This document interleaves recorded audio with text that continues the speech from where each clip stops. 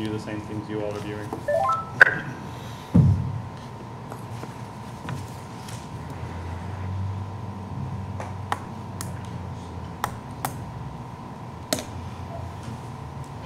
Can you hear me? We can now. You can tell Charles to start. Okay. In your microphone. I can hear. Good. So let's start. This is a short presentation from the folks at OpenGov. A 10-minute presentation talks about some of the features that they think we may be interested in exploring. This is something that's very consistent with Councillor Armstrong's effort for not only her strategic planning committee, but also in her goal to make information much more available to our citizens and residents. So, Charles, how about if you run us through some of your ideas for the next 10 minutes? Yes, sir. I appreciate it, Mayor and council members. Thank you so much for taking the time. I want to just do a quick tech check to figure out if there is any lag. And then we can jump right in. So please tell me if you can see a red dot. I'm just going to display on the screen right in the middle of the seal. Yes. Yeah. Wonderful. And I'm assuming since everyone responded that you can hear me. Yes. Okay. Well. Sorry for the redundancy. You would not believe some of the tech stories I could tell. So essentially, thank you for that introduction. Again, my name is Charles Garrison. I am with a company called OpenGov. To bring everyone a little bit further up to speed, we had some quick conversations. It looked like something that could potentially be of interest. So what I want to do is present a very, very high-level overview of who we are and more specifically what we do. If there is one thing I believe in, it's that the more conversation, the better. So please stop me at any point necessary. Looking to the screen, let me just provide a quick synopsis and then 30,000-foot view. Who we are. We are a company, a tech company that is really committed to powering more effective government. We work 100% with the public sector. I will belabor this point because more often than not you see private sector tools designed for the public sector. That is not our MO in any way, shape, or form. And the whole driving force behind OpenGov as an organization is to bring technology up to speed, doing so in a painless process, and then over the course of time we're able to actually build a network of governments of every size that are on the OpenGov network and allow governments to benchmark themselves based upon what their peers are doing. So that is really the grand design here. As it currently stands, we have about 1,500 governments, all 48 states, sans Vermont and South Dakota for whatever reason, over $1 trillion analyzed.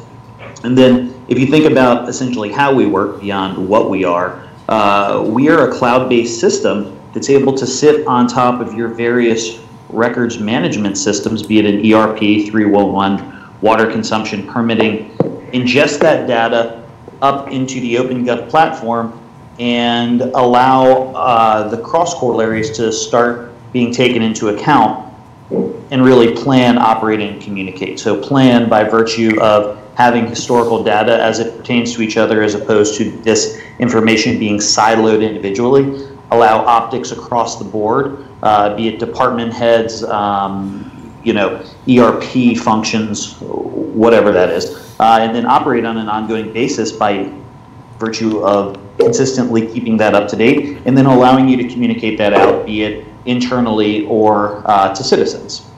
So jumping into that, what that actually looks like, again, from a pragmatic point of view is budgeting, operational performance, and then open data ingestion. And the neat thing here is over the course of time, what we see is about 50% less time spent on budget, 80% time spent on internal reporting, just because we can start to anticipate what are frequent asks.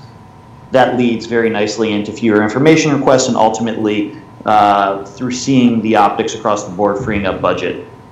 Before I jump into platform, I just want to hit the pause button to see if there's any immediate questions. Otherwise, I'm happy to keep marching along. No? Okay, wonderful. So what I want to do is start with one of our transparency sites. OpenGov began as a transparency company, helping governments pipe out data to the citizens, showing full optics around what's happening. So I pulled up Milton, Georgia. They're a little bit smaller, but they are a really good example of how we can essentially ingest this information and push directly to the forward-facing site as the government deems appropriate. So what you see here are a variety of reports that are automatically updated to, again, the forward-facing site. I don't think, Charles, that your graphic is matching what you're telling us about. Thank you so much for stopping me there. Let me hit refresh. How about now? Not yet. Let's try one more time. Okay, we got it. Wonderful. Thank you so much for stopping me there. So again, this is Milton, Georgia's site. You'll see this is powered by OpenGov, and what they're actually doing is pushing the government financials forward to the transparency site. So this is a site that lives within Milton's mainframe. However, the reports will actually link back to their OpenGov platform. So really, again, this is where it all started. The ability to push out that information to the citizens and provide for more engagement and more transparency. Shortly after this initiative was complete, what we found was the first adopters came back to us and said, listen, that's all great, but I would really be able to do my job more effectively if I could see this information at a much more granular level. Can you ingest and build us dashboards? And so that's essentially where the whole notion of reporting and analysis came from. Again, ingesting all the data across the board. And what you're looking at right now, if I can just confirm everybody can see little blue tiles. Yep. Okay, perfect. So this is an amalgamation of all of those various data sources. Again, 311 permitting, you name it, HR, payroll, the whole gamut. Data is more or less agnostic, and if it exists somewhere, we can pipe it in. But let me just show you a really good example of how this makes things a bit easier. So here's a monthly report on this fictitious government that I have created for this demonstration. We're looking at a monthly report here, and what we can actually see is that for the month of July, for whatever reason, we're tracking well below our budget. Our expenses look a little bit over our revenues. So quickly, without having to dig a ton, let's just flesh out some of the key things. So if I want to actually just click into expenses, and then maybe I want to look at my operating expenses, but maybe I want to get this a little bit further, and I want to look at my public safety police force. I know that I have them under my improving quality of life initiative. By the way, just a nuts and bolts thing, this is all mapped to your unique chart of accounts. So I'm gonna hit improving quality of life, and then gosh, maybe I want to look at personnel services, and then I can dig even further if need be, and all of a sudden I'm able to see exactly where I'm tracking in terms of overtime against my budget, and quickly get a real-time representation of where things stand. Without spending too much time, the same is true for any of these reports. And then this little circle denotes whether this is an internal report or whether this is something that you would actually want to push out to department heads, which will be all the little people, or if you want to make this live on your global transparency forward-facing site. Any questions around that before I jump into the budget portion? Nope. Okay, and again, if I'm moving too quickly or too slowly for that matter, please just speak up. I'm more than happy to amend. One last thing, pulling all of this information together as a performance management metric, what I'm going to click into here are the dashboards, and this is actually where we can start to pull it together at an even higher level, and perhaps maybe the city manager just cares about year-to-date progress, year-to-date revenue versus budget. This is our interpretation of that data in a non-nitty-gritty itemized fashion where we can help convey a macro perspective very quickly. So the last thing that I wanted to cover was our budget builder book. having heard how important performance management was, the next obvious ask was, our budget process is quite tedious. It's hard to pull in, 2015 actuals, 2016 actuals, as it pertains to, public works, office supplies, or whatever. And, that's really a byproduct of how Excel-based everything is, and the system works well. It's just not necessarily made for years and years and years of data. So our next big ask from our customer base was to develop a budgetary tool, which is what you're seeing here. So this is our budget builder platform. And what you would actually do, instead of starting with a blank spreadsheet, you would come in here and create a new proposal or submit a proposal, because this is one I'm working on. Quickly put together key details as to why this is important, any supporting documentation. If there are previous budget book documents that you would like to include, we try to be cognizant of existing good work already being done. And then very quickly come in and put together a budget in real time, seeing how that tracks against allocated funds, and then the ability to get even more linear. And this has been a significant value add. Vehicle maintenance, I like to tell this story because I think it's powerful. What we'll actually do is roll in previous year actuals and then help you start to find discrepancies over the course of time to maybe reallocate some funds. I always tell the story of fuel costs. We had an early client that realized that they were rolling over historically high fuel costs, and all of a sudden, that's another head count that they were looking for. However, if ever need be to get even more granular, you can always come to the bottom here and see exactly where this money fits in. But again, this is all built off the unique chart of accounts. Submit a budget, or perhaps collaborate, add comments across the board. And then the other nice thing is, just as a safety mechanism, a full audit trail if need be to look a little deeper. Again, that's more or less OpenGov from 30,000 feet. Are there any questions or areas that I can help expand upon? Perhaps you can explain to us just how difficult it'll be for you to upload our Munis data into your system, how quickly that's updated, what we would need to do on our end. Our Chamberlain, who's an expert in Munis, is here, and our IT director is also here. What would we be looking at on our end, and what can you provide? Yes, I think that's a very rational question. Munis actually makes up, I've heard, anywhere from 40 to 60% of our ingestion, our data ingestion, so much so that we went out and hired the head of Munis integrations to actually run OpenGov integration. So the person that used to write the Munis API code now works for OpenGov. So I mean, it could not be any more of a seamless integration. And frankly, you're in a nice spot, because there are a lot of like oddball regional ERPs, especially up in the Northeast. The next step is understanding how often you would want that data to be uploaded.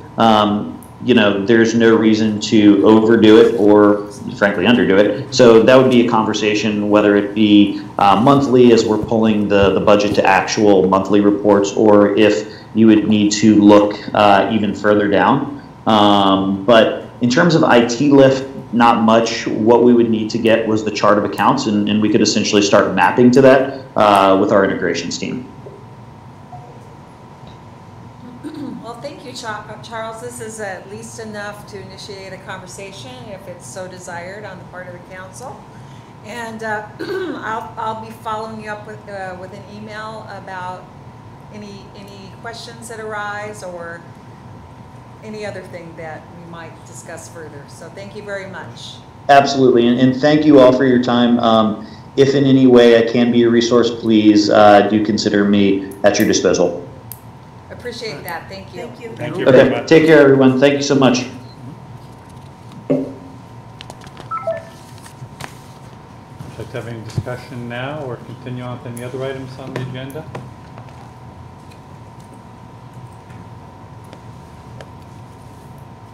Charles give an indication of how much the cost would be? Yeah, Would add to? cost for service. I have that information for you. You know, I can call it up on an email if you like, but, If I recall, you know, I it looked would at- be, just let me say in advance, it would be the kind of thing that we're not ready for fiscally right now. You know, this would be a goal that we could discuss and see whether it would be something that we are convinced would actually save us money, time, and have the advantage of creating efficiency, transparency, and better planning. So, let me see.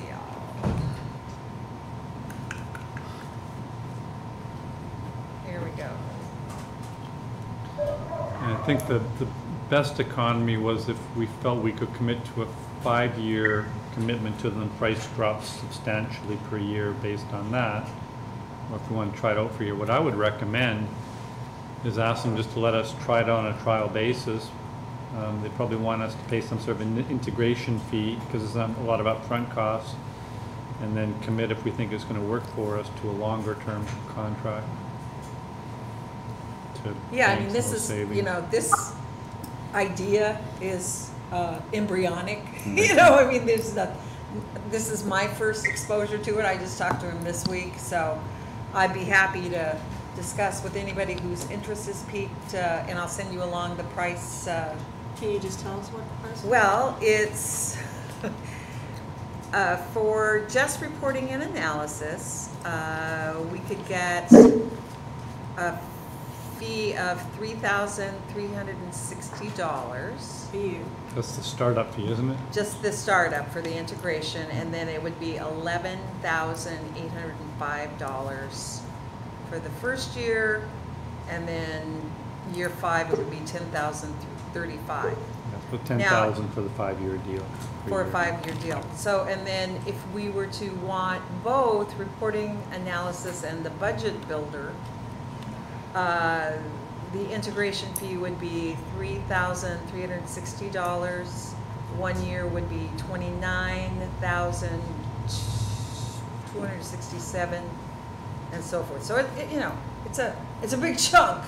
We would have to decide whether we felt like we would be getting, you know, much better services for that price. And that budget builder was that last feature he showed where we do all the budget submission all online too, and then over the 5 years, somewhere just over 20,000 for the full entire package. Right. By year 5, the cost is $22,112. So And there's anyway. probably other companies we could look at. Well, Munis yeah. may have some add-ons themselves we could explore. Well, when I did my initial discovery into strategic planning, one of the first I mean, I didn't know what it was, but it was ClearPoint. And, you know, municipalities like Durham, they have a number of customers that they serve. And really, some of the models for goal-based budget planning came from that software service. So, you know, there's probably a way to do this without the help of a software company, but it's worth investigating, I believe. Any other questions or comments? So I'm sure we'll hear more. Thank you, Councillor Armstrong, for doing that research and introducing us to this. Any other items you'd like to pull out of the agenda? Any reports you'd like to offer a little bit early?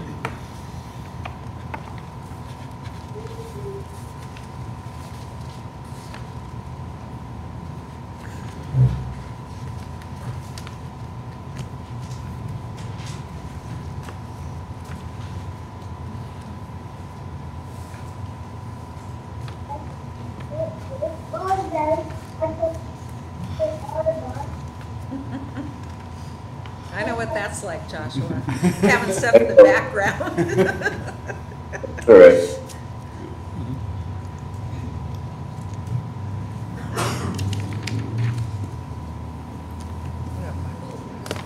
My granddaughters come down and peek in. folks will begin in just a couple of minutes.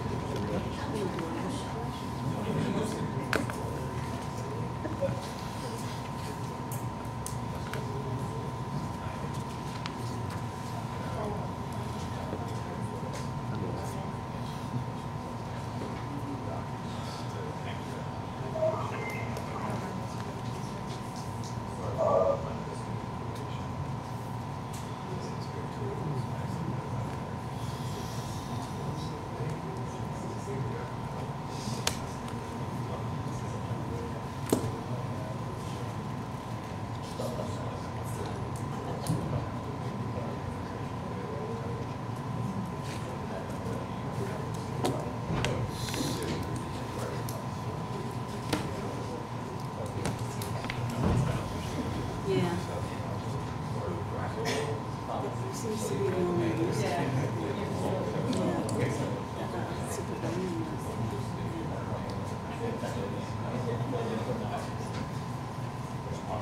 Okay, if you're ready, I have 5:30, so let's call the meeting to order and begin with a pledge of allegiance, please. I pledge allegiance to the flag of the United States of America and to the republic for which it stands, one nation, under God, indivisible, with liberty and justice for all. Roll call, please.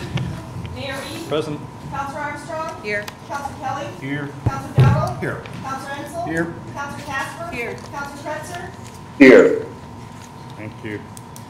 I'll just start off with a few brief comments. Letting everybody know, obviously, that next week we'll have a series of public hearings where we'll have an opportunity to actually put in place the resolutions we passed a couple of weeks ago into our charter or into our local law, which in effect modifies the charter. So please watch for that. Summertime has finally come to the North Country apparently this afternoon. Beautiful day out there. It's been actually a very good week though. As you know, there's a lot of things that we're trying to put in place, a lot of discussions and transitions we're trying to have, so we make sure we're in the best possible position to do some of the things we've been talking about. Actually, I looked at an old media story from Elizabeth from, I think it was May 9th, when we had that press conference talking about how we're going to need to go into a pretty difficult budget season, do some major reorganizations, save about 10% on the general fund. So we've been working at that, and I really appreciate many of the conversations that have been had. I met with Ted and Justin with the Parks and Recreation. I'm incredibly pleased at their level of enthusiasm to ensure that we're not going to be reducing any of our recreation programs. As a matter of fact, they're pretty excited and are as entrepreneurial as ever, if not more, about some of the things that we may even be able to expand. As you know, some of those programs are revenue based, so the more entrepreneurial they are, the more revenue they can bring in to start up more programs. So that's very exciting. I'm confident that none of our programs in Parks and Recreation will suffer at all.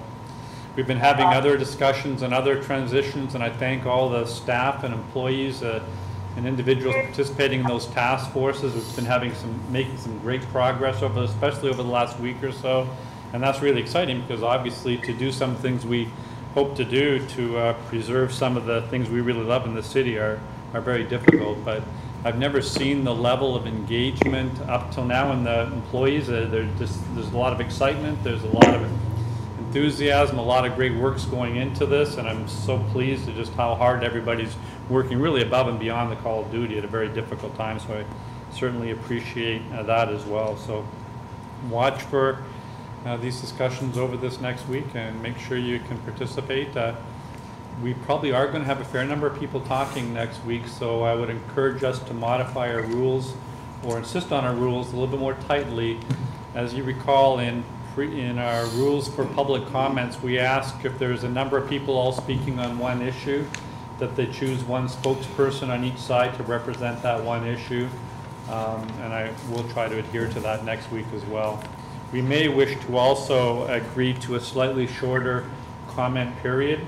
I did, in anticipation that you may agree to that, go out and buy some 2-minute timers instead of the 5-minute timers, but we can decide on that next week. Certainly we want to make sure everybody's going to be heard. That's the most important thing. Is there a possibility of rearranging the council chambers to make, because if we have that many people, last time it was just, it seemed awkward for people to try to find a place to sit, empty seats Right. over here. I really thought your suggestions about how to reorganize the room made a lot of sense.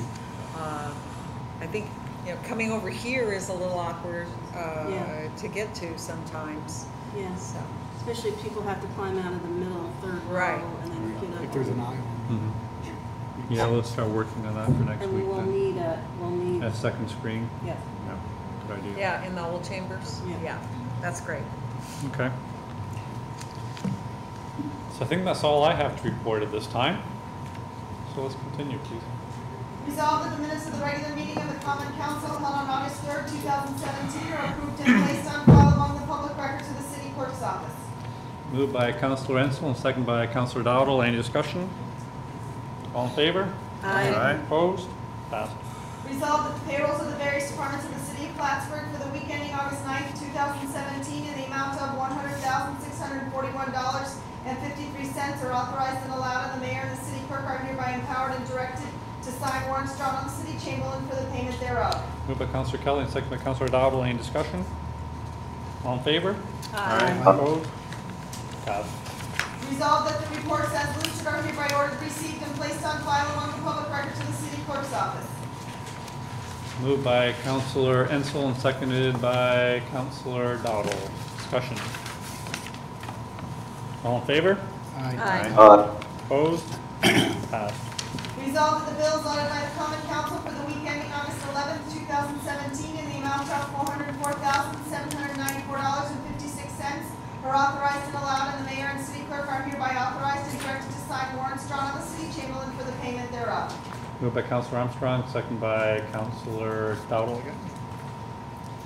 All in favor, or pardon, discussion? All in favor? Aye. Opposed? Passed.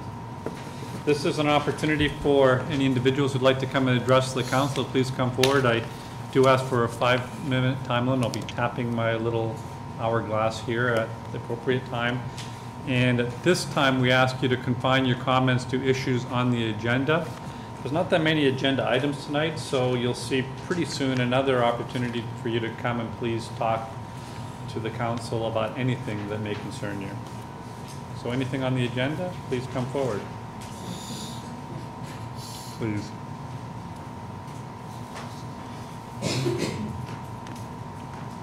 Hello, everyone. I'm glad to be here. Thank you for having me.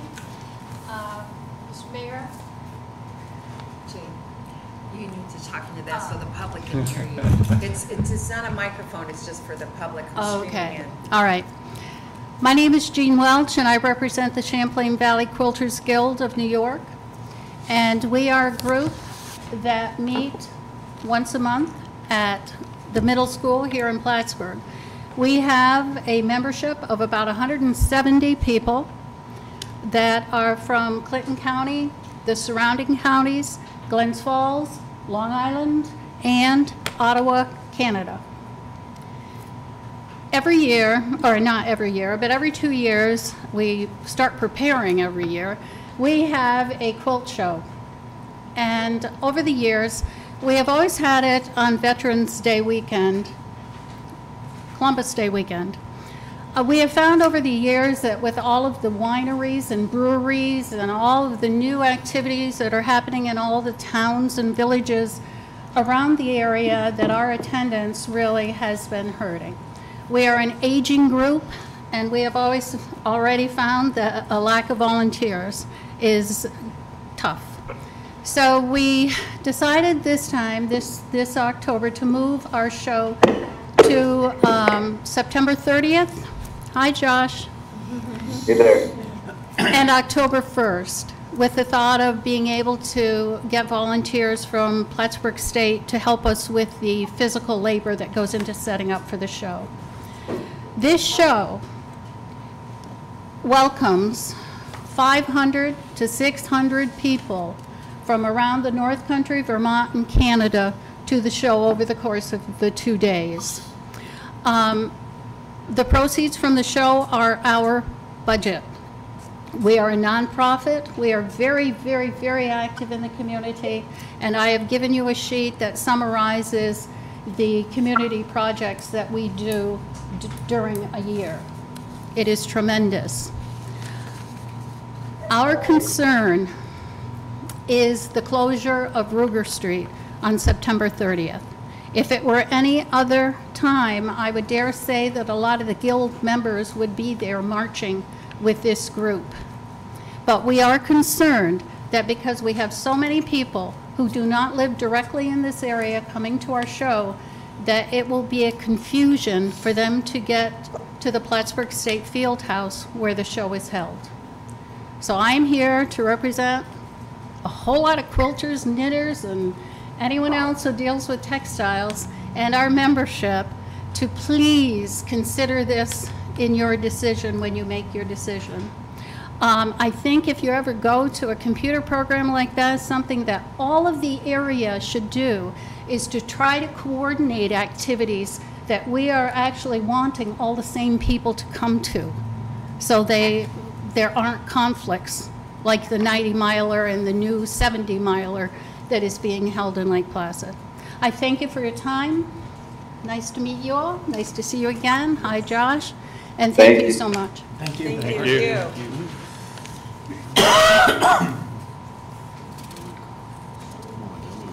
Would any other individuals like to come forward and talk about agenda items at this time?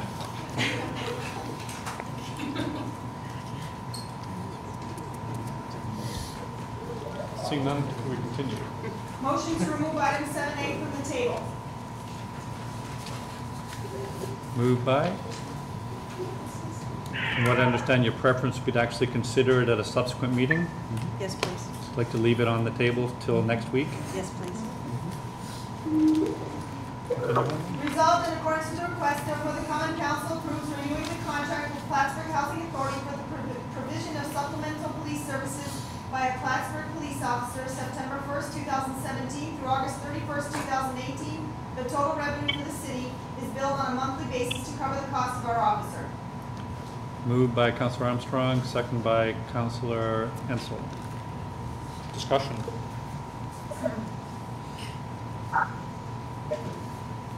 I know the Housing Authority residents really appreciate the presence of that officer. I know we've been in a number of gatherings at the Ted K Center, at the senior apartments on Flint Avenue, at which the officer has attended, in this case Carmen Rotelli.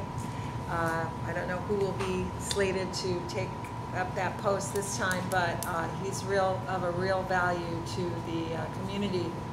I appreciate it. He's suffering a little bit of whiplash right now as well. Hope he's getting well. Any further discussion?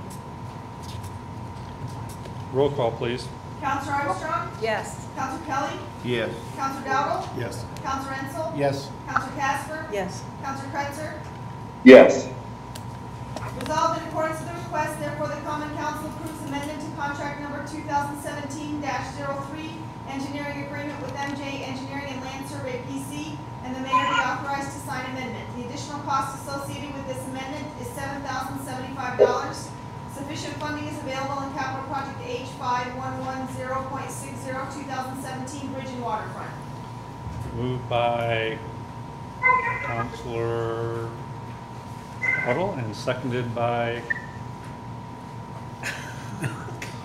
Councilor Casper for the sake of discussion. Discussion, please. So we're just removing the inspection of one bridge? Of Oklahoma, yeah. The Oklahoma Bridge. Yep. Yeah. And what would be the next time that bridge would be, yeah, I guess the year after next? When would it be? Which one, the Web Island? Yeah. No, not Web Island, the other, Oklahoma. the one we're removing from this year's schedule. That one was, well, I've got that now on the state system. Okay. So we won't have to do that one, at least for the time being. All right, Bounce back and forth. But it's on a biennial rotation, so typically every 2 years. yep, very good. Any further discussion? Roll call. Counselor Armstrong? Yes. Counselor Kelly? Yes. Counselor Dowdle? Yes. Counselor Enzel? Yes. Counselor Casper? Yes. Counselor Kretzer? Yes. No travel requests or resolutions for initial consideration. Can then turn to new business and any councilor reports, please. Well, I'll just remind you once again, as I think I did last week, that we'll need to revisit the existing snow removal law that's on the books and make decisions about how we want to proceed. As I told you, there was well, I don't think I included this last time, but the committee that had been meeting had expressed displeasure with the law, but was not willing to make any recommendations about how to change it. They felt like it was in our purview to, take up this discussion and move forward on it. So, I know we've got a lot of stuff on our plate, especially with the budget hearings coming up, but, Michelle, why don't you just pick a date? okay. Pick a To date and do then- it for after the meeting? Yeah. Okay, Pick a date and then send us the relevant information. all right. Like refresh us on the Okay, law very and, good. and what your committee said, and we'll just come prepared. We'll just do Okay, it. very good. Thank you very much. Anything else? Councilor Kelly. The budget committee will be quite busy next week. We have a meeting scheduled with City Chamberlain on Monday, I believe it is. And then we have a meeting of the Citizens Financial Advisory Committee on Tuesday at 5:30. And last but not least, we'll have our first budget hearing on Thursday, immediately following the regular council meeting. Now, I deliberately have not made a schedule for the budget hearings this year, mainly because I want to hear from my fellow councilors and the Chamberlain and you, Mr. Mayor, about any kinds of changes or procedures or ideas you have for making those budget hearings run smoothly. In the past, we have looked at the budget line by line, and I'm afraid we've done that so many times that there may not be any paper clips left to save at this point. So what I'd like for you to do is to come up with ideas. How do we deliver a budget to the public that is palatable and lets the city operate at maximum efficiency? So I will ask you to provide me with your ideas to hopefully save taxes for our citizens, and present those to me as soon as you possibly can. I'll give you an example. It doesn't have to be anything, hugely specific. Councilor Insel, when he saw the new budget presented by the mayor, I hope you don't mind me using you as an example, Peter, but Councilor Insel said, wouldn't it be great if we could get that budget figure down to about less than a 2.5% increase? And that's the kind of thing that we can work with. 'Cause then we know we have to find $35,000 somewhere. So that's a really specific goal that we can achieve. So if you have any ideas on how to do those kinds of things, please come forward.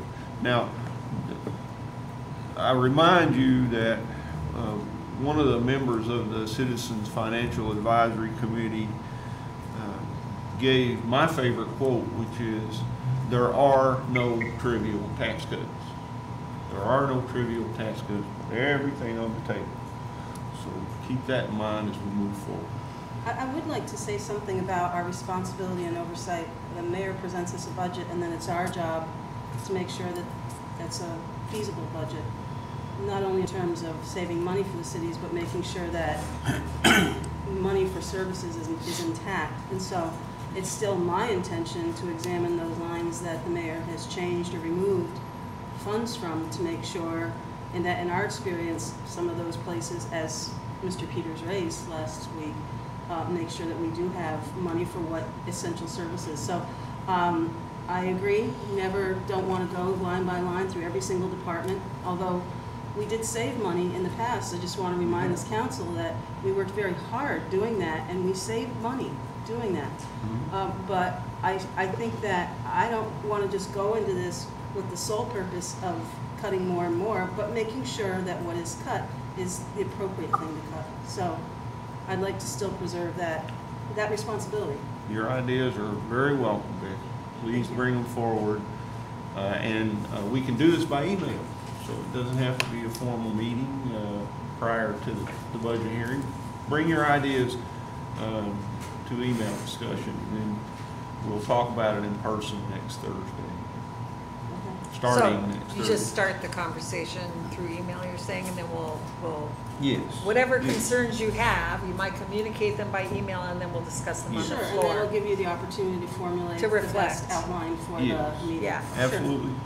And our goal this year, because the mayor presented a budget to us about 2 months early, we're going to try to present a finished budget about 2 months early also. So we're going to shoot for October 1st, and I hope that we can do that. And that's particularly important because we know that we're on a quest to improve our Moody's rating. So if we can demonstrate to Moody's that we are very serious about producing a sustainable budget and doing it quickly, that will make a very good impression. So I'd like to see if we can't achieve that ourselves. The one question I have, now, you're not proposing that we vote on accepting that budget? Yes. My question about that is that there are still unknowns in October and November. So, I mean, having that early of a vote when we are not certain of all of those variables makes me a little nervous. Richard, am I off base here? Does anything, it seems to me that in the past, numbers have changed. Maybe not significantly, I don't know. The difference in the numbers between October and the end of December really haven't been that significant in the recent past.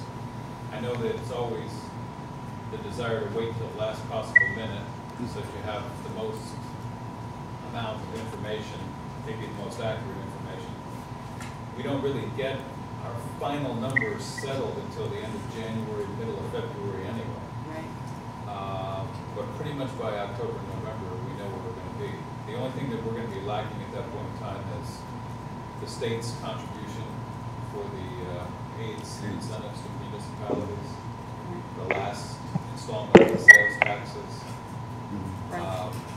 And those things are pretty predictable. Right.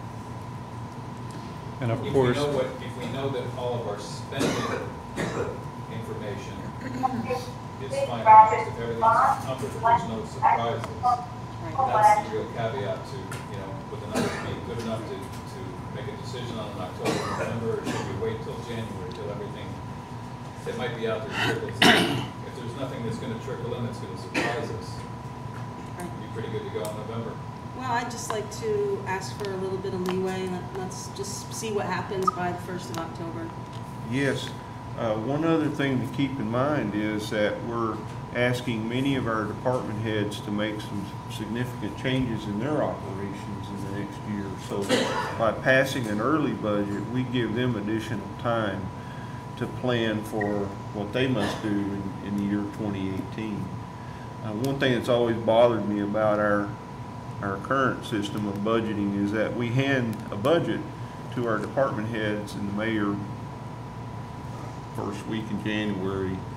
Well, the year's already begun, and they have no time to plan for how they're going to use the funds that they have. So we can give them an opportunity to plan for the future a little bit if we pass an early budget. Are we going to still follow the tradition of involving the department heads in our discussion at the budget hearings?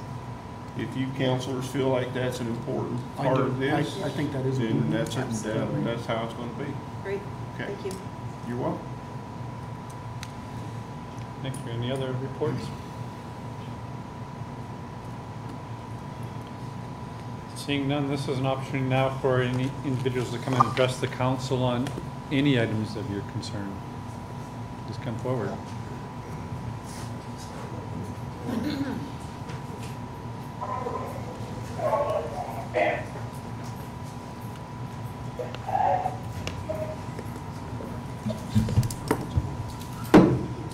I'll try to keep this brief because it's such a beautiful night out.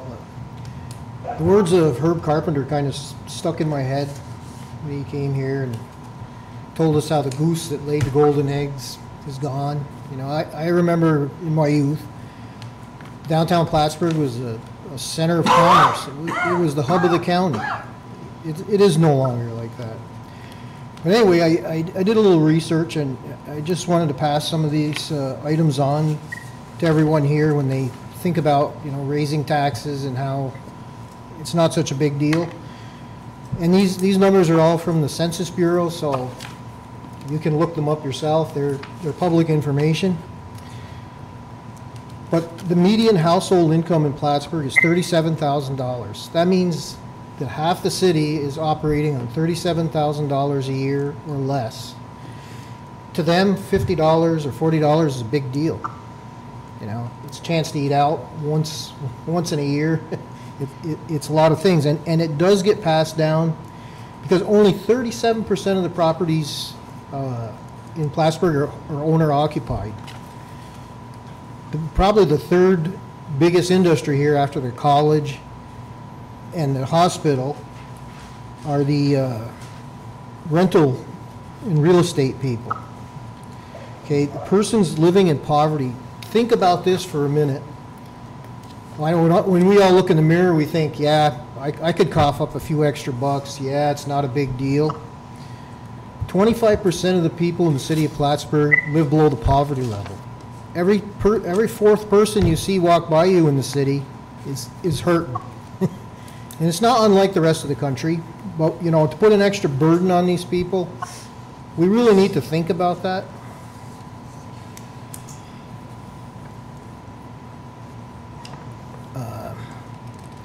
The other thing is we build this better ball field here and it's going to draw people in. This is a real desirable place to live. Well, over the last 6 years, we've lost 1.1%. I don't think people are seeing this as such a desirable place. A lot of people retired when Wyeth closed, and I spoke with a lot of them. We all, discussed, are we moving to Florida, or, what are we going to do? Everyone, to a man, said, I'd really like to live in Plattsburgh, but it's too expensive. The taxes are too high there. Now, obviously, the school taxes are comparable with other communities and other school districts. The thing that stands out is the city taxes are much higher. And I don't know how to put this. And the one other thing I would like to dispel is I hear people saying we need to stop and take a breath and look back. This council, not specifically everyone here, but this council has failed to produce a balanced budget year after year after year after year after year after year. And now we're queuing up unbalanced budget number 7. I think this is in slow motion. Everyone should understand where we are. We've done deficit, deficit, deficit, deficit, deficit, deficit, deficit. Okay? You cannot continue to operate like that. I know how it feels. I can sympathize with anybody whose job is eliminated or whatever, but I know I experienced it myself. It's not a pleasant feeling, but life goes on. We all came up with this saying, there's life after errors. And in fact, there was. You know, we can't look at it like we're trying to save jobs. We have to balance the budget. And I don't want to go back, try to place blame on anyone else. The blame will be here. You people have the opportunity to produce a balanced budget. There is nothing stopping you from doing that. And let's face it, we could go with a little bit less of everything. And I wish we would all get behind the mirror and get this idea in our heads that we are going to proceed and do a balanced budget. It'd be good for everybody. Thank you. Thank you very much. Thank you.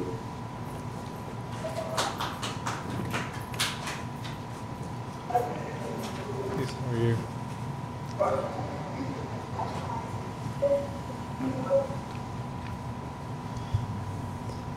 What's misunderstood, I thought we only could talk about tonight's agenda. No, now you can talk about any Okay, item. thank you.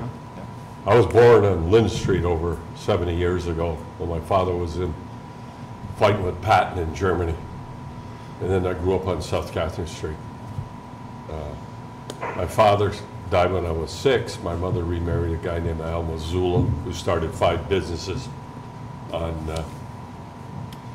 our front porch on South Catherine Street. Then he had Court Street. He had a red building there. I'm a government whore. I got 3 pensions, military, state, and Social Security. And what I've been watching going on in this dog and pony show, well, I've been to these meetings before, because when I come back from working in New York City, Chief Cummings asked me to help out with the city, and I said, you have to check with my bosses. So I went up to the border where I was asked, and the guy who was running was a great man, John O'Hara, and he said, what can we do to keep the money locally, the forfeiture money? I said, well, get somebody from the city police. So we bought somebody up from the city police. Mr. Kelly knows, his brother-in-law, they were all on the board at the time. But like the guy's, the young fellow just spoke in front of me, all that money was pissed away by letting these junkets all over the place. When I came here and spoke, they'd let them go, the police chief go to Las Vegas or this thing, and he'd take 6, 7 people. There was a lot of money coming into this area that the people weren't watching. And I just can't believe I have a little bit of a health problem now. So I walk my old paper routes, and I walked all over the city. If any of you people get out and walk and see what's going on with some of these buildings in the city, like you people know, my old neighborhoods on South Catherine Street, Margaret Street, and places like that, you would have a different idea about the thing. I've watched you, Mayor, for the last 2, 3 years. Every Sunday I rushed to get Joe's paper so I could read your articles in economics. I can't believe a bunch of people here haven't looked at your background all the way from Canada to here, and I thank you, because I was lucky I was born here. I'm an American, that you decided to become an American to come and try to clean up the mess in my hometown. Also, these people are all at fault too, when they let a fire union in Nebraska or Omaha or wherever they are, to tell the city of Plattsburgh how many people they have to have on a fire truck. How can a union tell the city of Plattsburgh how many people they have to man a fire truck? And if you don't think that fire prevention can be done a better way, all you got to look at Mr. Drew's fire, the troop fire in Malone. Those people have a passion, and they're all volunteers. I was talking to somebody the other day, I don't want to talk about it. I was complimenting them about the mayor speaking with Tom Hallen and talking about the turf between the city, the county, the town, etc. I said it's not in this area, from watching it over 70 years, it's not the turf, it's the nepotism. I got mine So I want to make sure my kids got it, or my nephews got it, or my cousins got it. Also, number two is, Mark Dame's saying that the rest of the town shouldn't pay. How many jobs wouldn't be in the county, town, and local jobs are in the city, where you guys plow their driveway? They have a police department policing them, a fire department if they need an ambulance. And how can you say that, Mark Dame, when you represent part of the city and you represent part of the town? But a lot of these people come in to work, and these management jobs don't even live in the city, so they have no skin in the game, just like me. Your governor with a D told me, a registered conservative like me, to move out of New York. We don't need any conservatives in New York. Fine. A lot of us conservatives said, fine, we'll take our 3 pensions and we'll go to other states like Arizona, Florida, or whatever. But, and that's what I'm saying, you got a big board full of Democrats here. You got a governor, mayor is the governor who wants to be president of the United States. Why don't he fix these union things? Like with the fire department, where a little town like Plattsburgh with 12, 14,000 people has to listen to some union dictates from things. I've read things in some of Joel's art. You've done a great job. Let everybody know what's going on in the city. And you're doing a great job, Chief. Thank you. Thank you for not hiring the clique from Plattsburgh, Mayor. You got this guy. All you have to do is read the Press Republican, how he's gone back to doing street work with his patrolmen instead of waiting for DEA and their $20 million building on Route 22 to come in and do 10 cases. He's addressing things right off the bat. And I thank you and your hiring board that didn't bring one to click in from the police department or somebody else who was related to somebody else in the city, because I've watched this for over 70 years. Anyway, I've said enough. I had to get up because I heard Mr. Kelly give me the same song and dance I heard 10, 15, 20 years ago when he was on the board. Thank you. Thank you. Thank you.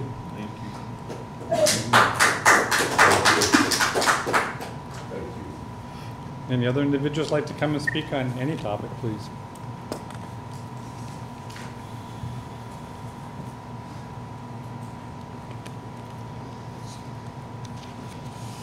Seeing none, I have a motion to adjourn tonight.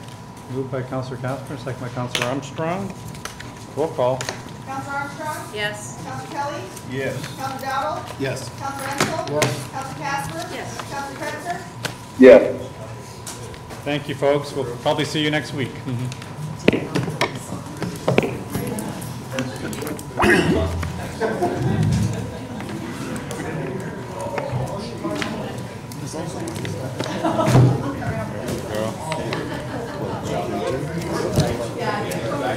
It's okay, it's just that I didn't catch your email. That's what I thought. Yeah. That's So okay. when you get back, When I get back, yeah, we'll email a date. Okay, hope your dog's gonna be okay. Yeah.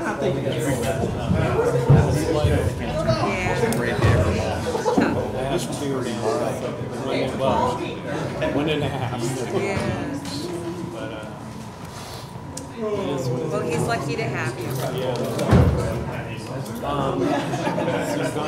I'm gonna be back the 23rd. That Thursday is the 24th. I have a meeting at 10, and then I'm free until council. So that'll probably be a good day. All right. No, 24th. I'm hoping for next Tuesday, next Tuesday, yeah, I gotta go on it. Yeah, all goes so fast. Thank you so much. Okay, bye. Hi, Sue. How you doing? Pretty good.